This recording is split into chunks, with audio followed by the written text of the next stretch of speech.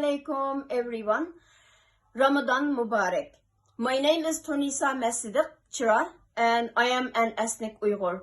I am going to talk about modern day Holocaust of Uyghurs and other Turkic Muslims in East Turkestan by the Chinese government. We have been talking about this ongoing genocide a long time, and I am going to give some details about these camps. According to numerous testimonies, detainees in these Chinese concentration camps are subjected to starvation and sleep deprivation, forced medication, forced marriage, sterilization regardless men or women, organ harvesting, torture leading to brutal deaths, and cremation to leave no evidence. Massive crematoria have been built beside those camps, and our Islamic culture doesn't believe in cremations. In the camps, Uyghur Muslims are facing psychological, physical, and sexual assaulted by the Chinese government workers in extremely sadistic and vicious ways. China is also sending men to monitor the homes of Uyghur women whose husbands were detained in the Chinese Nazi-like concentration camps. These men are frequently forcibly sleeping with these women and children. Uyghur girls are being forced to marry Han Chinese. If they refuse, entire family is subjected to long-term imprisonment and charged with religious radicalism. Also, millions of Uyghur children taken to the children orphanage and separated from the family.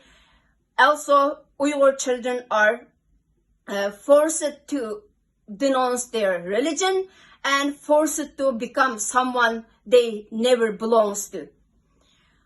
I am going to give here one example, and one of the Chinese Liberation Army members posted in TikTok, and he said, "One day we received an order from the head office and proceed to one of the Uyghur villages in Xinjiang." Here is Xinjiang, we called East Turkestan. First, we told all the Han Chinese they're not to open their windows that night, no matter what they hear gunshots or whatever. Curtains must be pulled down and lights turned off. Then after dark, more than 200 Chinese special forces went to the Uyghur village to arrest everyone, including children, and more than 30 men over 90 years old. They captured all the Uyghurs from that village and took them to a place 28 hours away. During that long and rough journey, the rundown and overcrowded trucks regulated with impeccable cruelty policy, half of the Uyghurs died upon arrival. Whoever made it to that waiting to the punished destination, many of them got both feet amputated or were left with only one foot.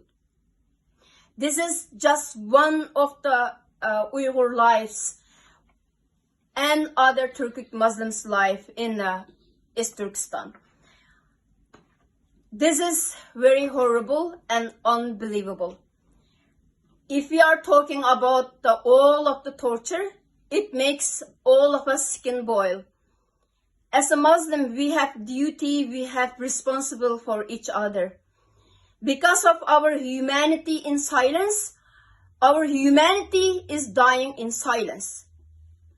Our religion, because of the silence, Islamophobia is spreading very deeply and very, very wide. We need to support each other. As Uyghurs, we really need your help in this Ramadan, and we can save our detained brothers and children and women. We also help our Uyghurs refugees in all over the world.